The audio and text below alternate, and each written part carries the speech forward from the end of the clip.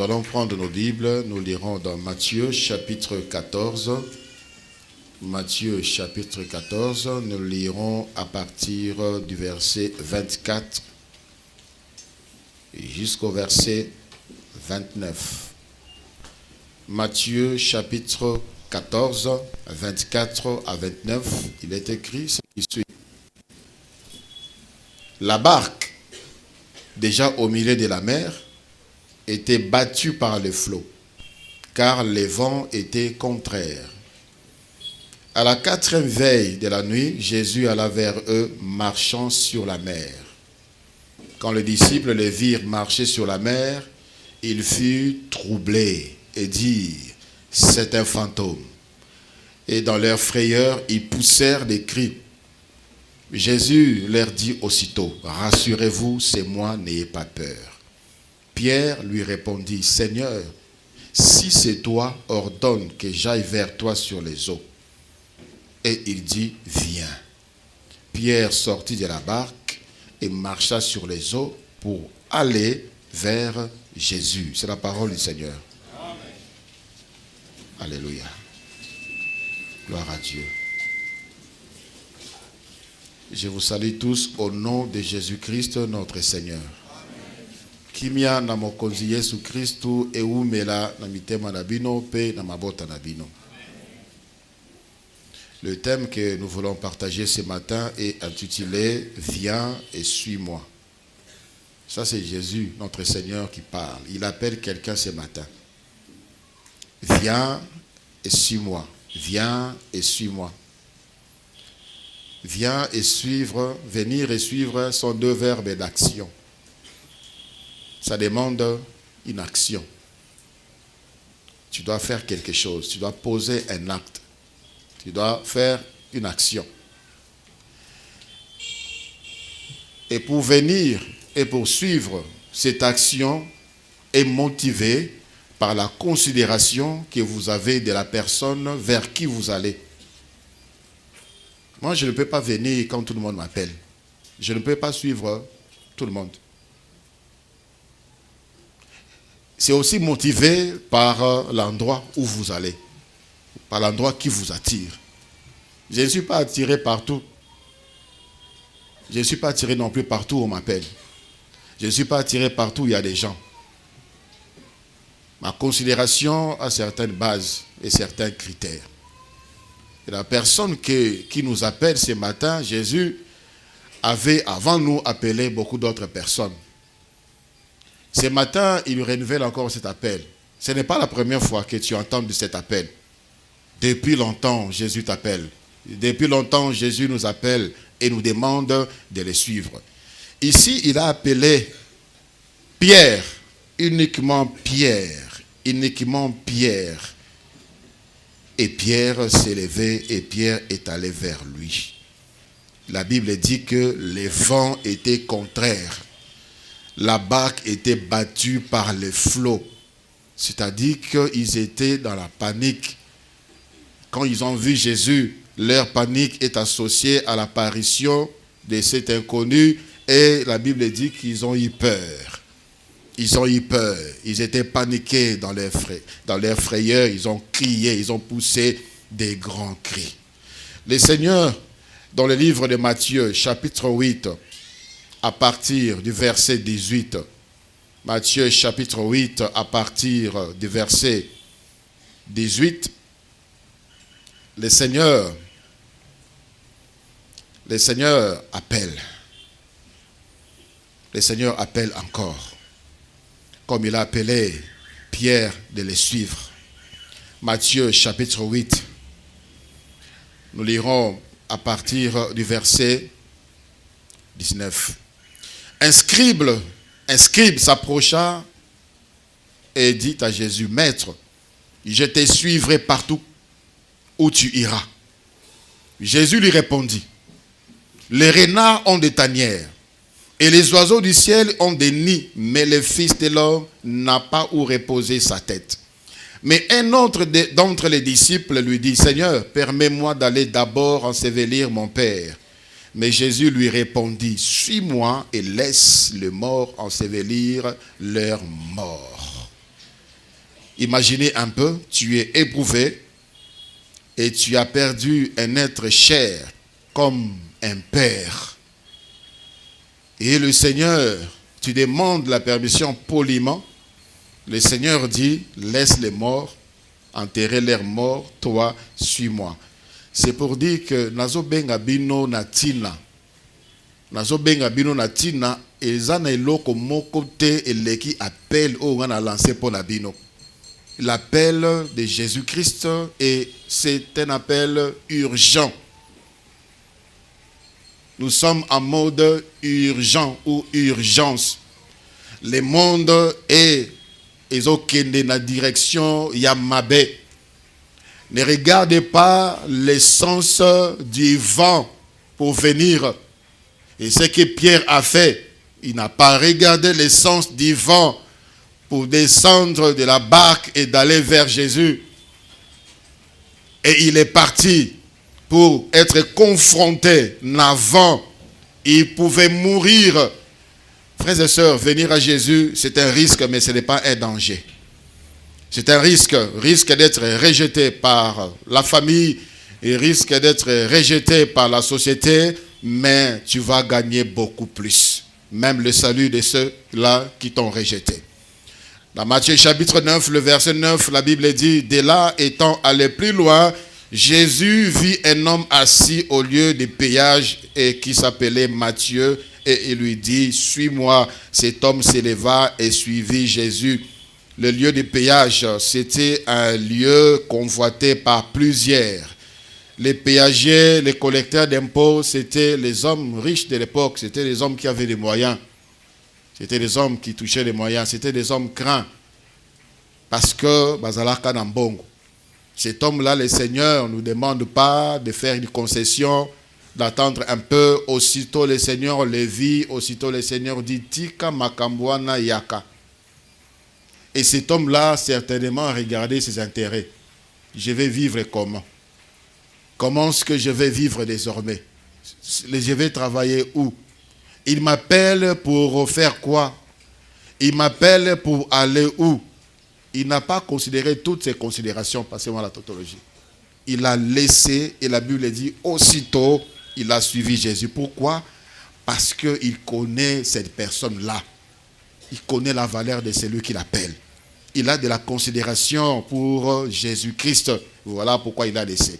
Et il savait que s'il laisse quelque chose pour Jésus, Jésus est capable de lui rendre au centuple. Quand Jésus t'appelle, si tu perds quelque chose parce que tu as suivi Jésus, rassure-toi que Azo Bongiselayo est belé.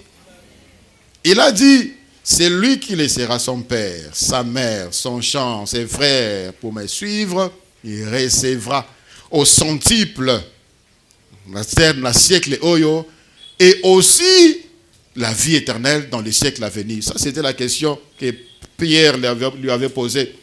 Seigneur, tu nous dis, il faut tout laisser. Mais qu'est-ce que nous allons gagner? Qu'est-ce que nous allons gagner? Moi, je me suis posé cette question quand j'étais encore païen. Je ne me suis pas converti à la première prédication ou au premier appel. J'ai entendu parler de Jésus. J'ai vu Jésus transformer des vies. J'ai vu Jésus faire des miracles. Mais j'ai posé des questions. Laissez tout ça. Laissez les plaisirs en étant jeune. Comment vivre en étant jeune, sans ça, sans ça, sans ça, sans ça? Qu'est-ce que je vais gagner? Jusqu'à ce que j'ai sondé les Écritures. J'ai vu le bénéfice qu'il y a de suivre Jésus. Et j'ai tout laissé. Et j'ai suivi Jésus. Alléluia. La Bible dit, dans le livre de Jean chapitre 1, Jean chapitre 1 à partir du verset 35. Jean chapitre 1 à partir du verset 35.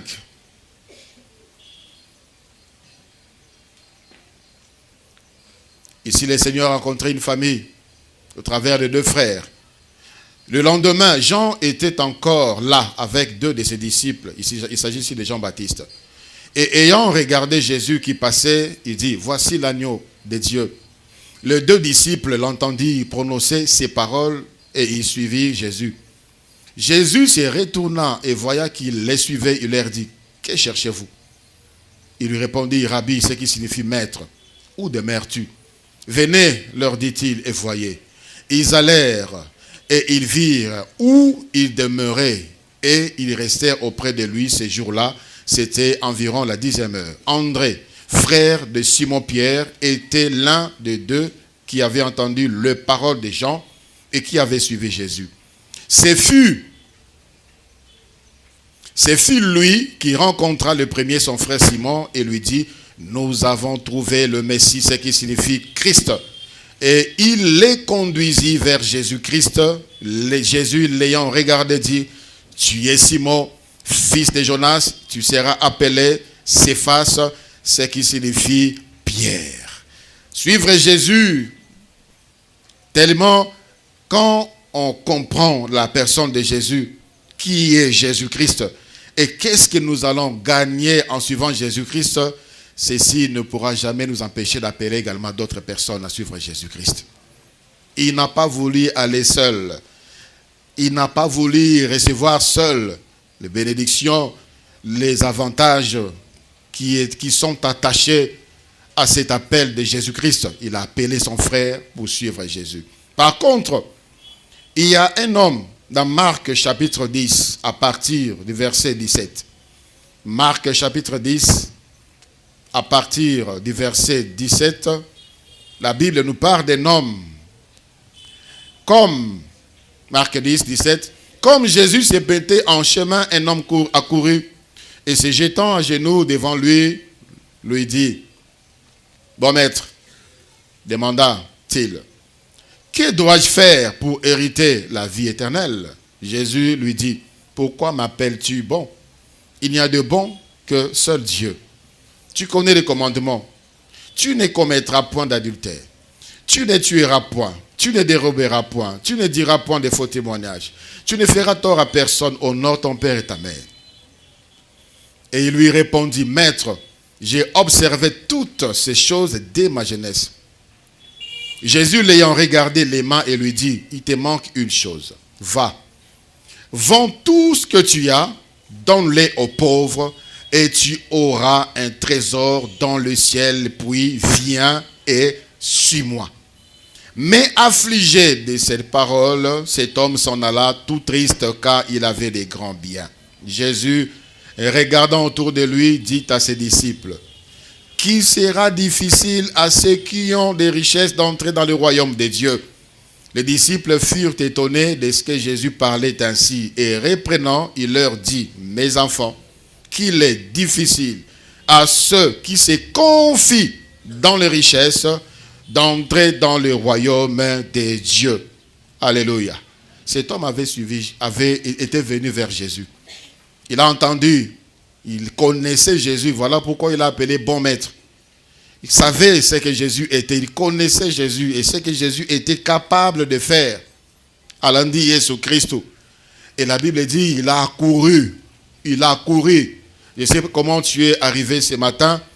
D'autres se sont réveillés en retard et puis ça précipité. Il a fait des choses rapidement parce qu'il disait, je vais suivre Jésus. Je vais écouter Jésus. Je vais aller au culte. Avec beaucoup de zèle. Tu as pris même des risques. Aux Akamoto, dans le boulevard, aux Umoto, juste parce que tu voulais venir là où Jésus-Christ parle, là où Jésus-Christ est prêché. Cet homme a fait la même chose. Il est venu en courant, a couru vers Jésus et il s'est mis à genoux. Tu viens d'adorer le Seigneur. Tu viens de louer le Seigneur. Tu viens de danser pour le Seigneur. Tu viens de chanter pour le Seigneur. C'est ce que cet homme-là a fait. Son attitude témoignait une certaine considération à la personne de Jésus. Il est venu courant, il s'est mis à genoux devant Jésus. C'est pour dire qu'il reconnaissait qu'il était le Maître, qu'il était le Seigneur, qu'il était digne de gloire, qu'il était digne de louange. Il posa une question, une merveilleuse question. Les questions que tout homme, que tout humain devrait se poser. Qu'est-ce qu'il faut faire pour hériter la vie éternelle? Cette question, les gens pensent à la terre, On va manger, on va boire, on se divertit, on construit des maisons, on se marie, on se reproduit. La vie éternelle.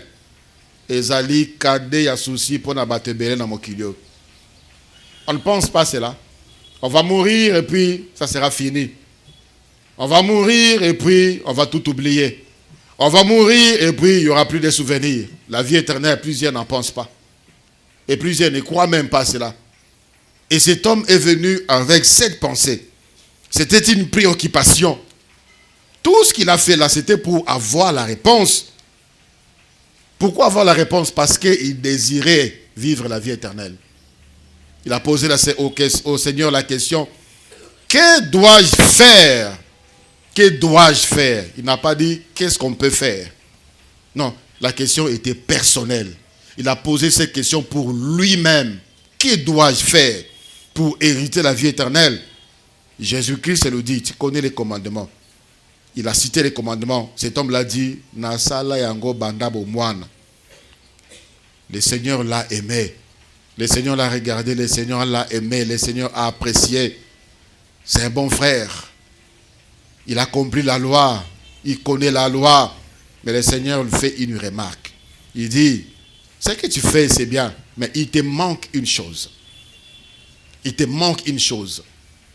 Tout ce que le Seigneur dit là, c'était pour faire comprendre à la personne qu'il s'attachait plus à sa richesse qu'à sa vie, qu'à la vie éternelle qu'il cherchait. Vends tout, distribue aux pauvres, et après, viens me suivre. Cet homme-là qui passe, il y a qui m'a accueilli libéré. Et le Seigneur s'est tourné vers les disciples, à Ibsibango, et qu'on a passe, pour n'a pas bazo kangamanambongo. Et les disciples étaient choqués. Ils se sont posés la question, donc on doit demeurer pauvre. Le Seigneur a expliqué. Il serait difficile pour ceux qui s'attachent à leur richesse d'hériter le royaume des cieux. Et pourtant, il est venu. Qu'est-ce qui t'attache? Qu'est-ce qui te retient? Tu fais déjà beaucoup de bonnes choses. Le fait d'être là, c'est déjà une bonne chose. Le fait de confesser Jésus, c'est déjà une bonne chose. Le fait d'adorer, de louer le Seigneur, c'est déjà une bonne chose. Mais qu'est-ce qui manque? Chacun de nous sait ce qui lui manque. Ce qui t'empêche vraiment d'être libre et être accepté par le Seigneur, tu le sais. Le Seigneur le sait également. Fais-le. Ne sois pas comme ce jeune homme qui est parti pour ne plus jamais revenir. Est-ce qu'il a changé d'avis plus tard? On ne sait pas. On ne sait pas. Quel gâchis d'avoir rencontré le Maître et n'est pas entré dans la vie éternelle. Quel gâchis. Et quel tourment dans le lieu de tourment, frères et sœurs, d'avoir été là au culte, d'avoir servi le Seigneur, d'avoir parlé de sa part. Et finalement, à cause de ce qui te manquait, une seule chose, de tout perdre. De tout perdre. Oui. Il ne s'agit pas de venir. Il s'agit de venir et de suivre Jésus. De venir et de suivre Jésus. Cet homme-là est venu. Mais quand il s'agissait maintenant de poser des actes pour suivre Jésus, il s'est arrêté là. Plusieurs s'arrêtent à venir vers le Seigneur. À venir vers le Seigneur. Mais ne suivent pas le Seigneur. Tu n'as rien fait. Ce qui est important, ce n'est pas de venir. Les démons aussi viennent vers le Seigneur. La Bible nous parle, les fous de Gadara, 5000 démons sont venus vers le Seigneur. Maître, ne nous tourmente pas. La Bible dit encore, les démons aussi croient en Dieu et ils tremblent. Non, le venir ne suffit pas. Il faut suivre Jésus. Alléluia. Il faut suivre Jésus. Quand je vois la foule, des masses, concerts religieux, la foule, des campagnes d'évangélisation, la foule. Mais le monde ne change pas trop, surtout notre pays. Qu'est-ce qui se passe? Est-ce que les gens suivent vraiment Jésus? Et je comprends que les gens viennent à Jésus. Beaucoup viennent à Jésus. Beaucoup viennent. Mais il manque une seule chose pour suivre Jésus. Et chacun de nous s'examine ce matin. et qu'ils accomplissent la demande du Seigneur Jésus-Christ afin de suivre Jésus. Ce que nous cherchons en suivant Jésus, en venant en Jésus, ce n'est pas de l'écouter tout simplement. Ce n'est pas de bénéficier tout simplement de ce qu'il donne. C'est de vivre avec lui pour l'éternité. C'est de vivre avec lui. Yesu oto yokaka. Yesu oto landaka yeyo azana kati dabiso. Ça doit être la préoccupation de tout un chacun de nous. N'attends pas à ce que les conditions soient favorables. Non. Quand le Seigneur a dit à Pierre, viens, les vents étaient contraires. Les vents étaient contraires. Et de ceux-là qui disent, transporter, frère. Nous avons bon à transporter. Je ne parlais pas de mon témoignage, mais je connais un frère qui habitait Ngaba à l'époque, on priait à la parole de vie à l'imité. Cet homme-là quittait Ngaba vers un peu Ngaba pour aller chercher Dieu. Tous les jours, il y avait culte. Les vents étaient contraires. Les conditions n'étaient pas réunies. Moi, mon tout passe. S'il faut aller au travail, on va au travail. S'il faut prier, on a mal à la tête. S'il faut aller adorer, on a mal à la tête. S'il faut servir, on a mal à la tête. N'attends pas à ce que les vents soient favorables. Que les vents soient favorables ou contraires, suis Jésus. Amen. Alléluia. Amen. Et ces genres d'actions touchent le cœur du Seigneur. Cette façon de suivre Jésus dans les conditions où tu es humilié, dans les conditions où tout est difficile, dans les conditions où tout semble noir, dans les conditions où rien ne marche, ça marque le cœur de Dieu. Suivre Jésus dans les conditions où il n'y a que toi qui crois en Jésus dans ton milieu, soit dans ta famille, soit dans une entreprise, tu te retires un moment pour parler à Jésus, où les gens te découragent, où les gens se moquent de toi, ça touche le cœur du Seigneur. N'attends pas à ce que les conditions soient favorables pour suivre Jésus. Suis Jésus aussi longtemps que tu sais qu'il est là. Quand tu entends son appel, viens et suis Jésus. Dans la maladie, suis Jésus. Dans les moments difficiles, suis Jésus. Devant les obstacles, suis Jésus. N'attends pas que les conditions s'améliorent. Les conditions s'améliorent dans la présence de Jésus-Christ. Dans les Actes des Apôtres, chapitre 27, à partir du verset 10. Actes des Apôtres 27, à partir du verset 10. Actes des Apôtres, à partir du verset 10, la Bible dit: c'est pourquoi Paul avertit les autres en disant: ô hommes, je vois que la navigation ne se fera pas sans péril et sans beaucoup de dommages, non seulement pour la cargaison et pour le navire, mais encore pour nos personnes. Les centeniers écoutant les pilotes et les patrons du navire plutôt que les paroles de Paul. Et comme les ports n'étaient pas bons pour hiverner, la plupart furent d'avis de le quitter pour tâcher d'atteindre Félix, port de Crète, qui regarde le sud-ouest et le nord-ouest afin d'y passer l'hiver. Un léger vent du sud vient à souffler. Un léger vent. Le Seigneur avertit toujours. Un léger vent vient. Ça, c'est un avertissement. Ne fais pas ça. Ne fais pas ça. Ne fais pas ça. Ne continue pas à faire ça. Le Seigneur souffle un peu pour que tu comprennes que direction Dieu et la direction Mabé, arrête-toi. Ils n'ont pas compris. Ils ont continué leur démarche. Et ces croyants maîtres de leur dessein, ils levèrent l'ancre et côtoyèrent de près l'île de Crète. Mais bientôt, un vent impétueux, ce n'est plus un léger vent. Maintenant, un vent impétueux, un vent violent, qu'on appelle Héraclon, se déchaîna sur l'île. Les navires furent traînés sans pouvoir lutter contre les vents. Et nous laissâmes aller à la dérive. Nous passâmes au-dessus d'une petite île nommée Clauda. Et nous eûmes de la peine à nous rendre maîtres de la chaloupe après l'avoir hissée On s'est servi des moyens de secours pour ceindre le navire et dans la crainte de tomber dans la Sirte, on abaissa le voile. C'est ainsi qu'on se laissa emporter par les vents. Comme nous étions violemment battus par la tempête, le lendemain, on jeta la cargaison à la mer. N'attends pas tout perdre avant de venir. Cause de l'union se bébattait. Pendant que tu es en bonne santé, viens à Jésus et suis Jésus. Pendant que tu as l'occasion de venir à Jésus, c'est-à-dire pendant que tu es en vie, lève-toi, viens à Jésus et suis Jésus. Ces gens ici ont été avertis par Dieu, par l'apôtre Paul, par l'entremise de son serviteur l'apôtre Paul. Il y a des voix, banzelo zotambola nzamba ebisa déjà pe azo ebisa nzelo zotambola za mabe. Nzela oponi eza nzela ya mabe. Nzelo zo kende ezali nzela ya mabe. Tu es averti. Ce n'est pas aujourd'hui. Dans ton cœur, Dieu te parle. Dans ton sommeil, Dieu te parle. Des circonstances, Dieu te parle. Des événements, Dieu te parle.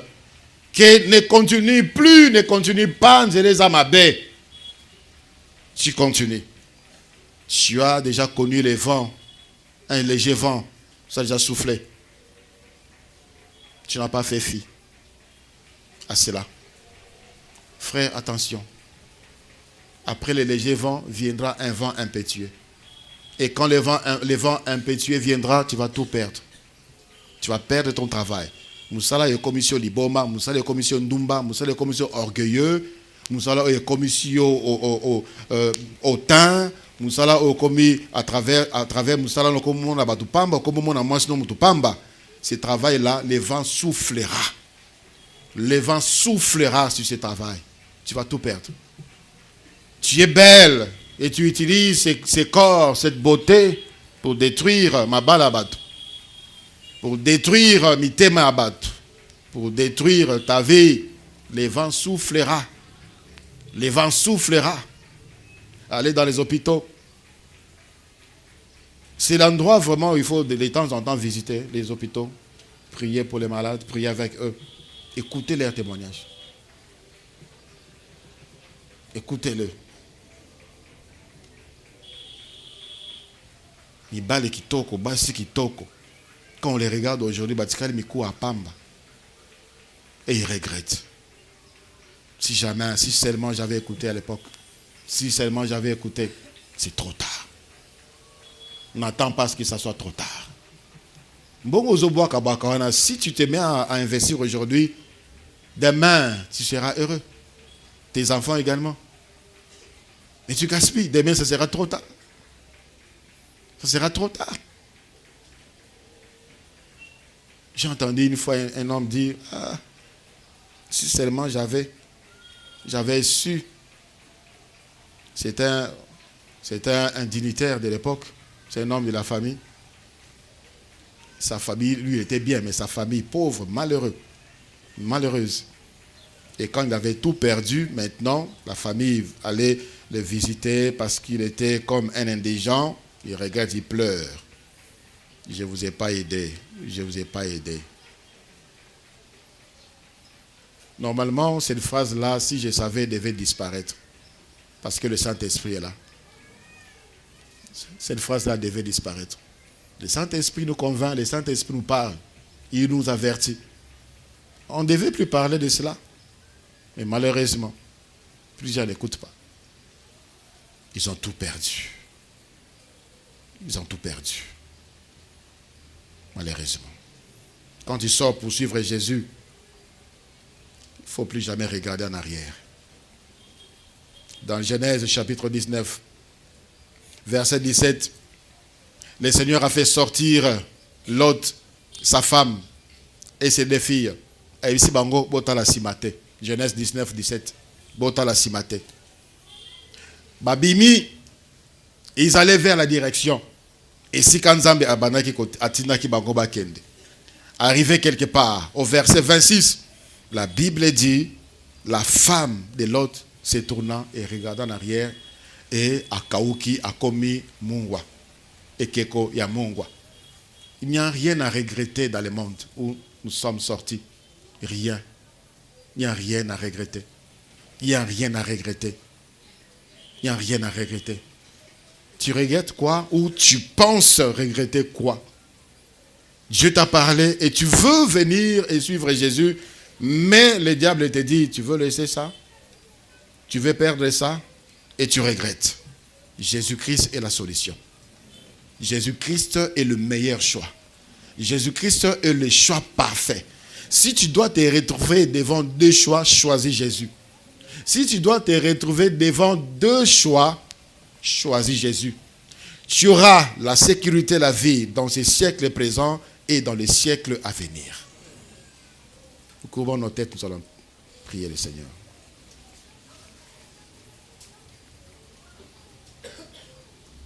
Je vais lancer deux appels ce matin. Tu hésitais.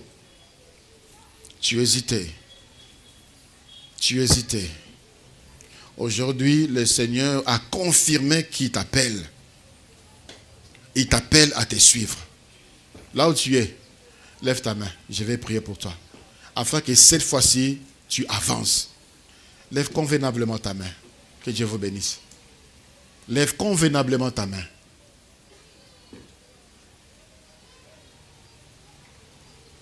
Frère, j'aimerais vous dire, mes sœurs, nous ne savons pas ce qui peut arriver après une seconde. La main que vous avez levée signifie que vous avez fait le bon choix. Aujourd'hui, vous avez décidé de faire le bon choix. Seigneur, regarde ces mains levées. Ce sont tes enfants, Seigneur. Tu connais ce qui les empêchait de faire ces choix qu'ils ont fait aujourd'hui. Je te prie, Seigneur, par ton esprit, de leur accorder la force, de l'ouvrir les yeux de leur cœur, afin qu'ils comprennent qu'ils viennent de faire le bon choix et qu'ils persévèrent dans cette marche. Seigneur, garde-le pour toi. Que l'ennemi ne vienne plus jamais les récupérer et les ramener vers la voie de la perdition. Baissez vos mains. Je voulais lancer un deuxième appel. Quelqu'un s'était déjà levé, était déjà venu vers Jésus.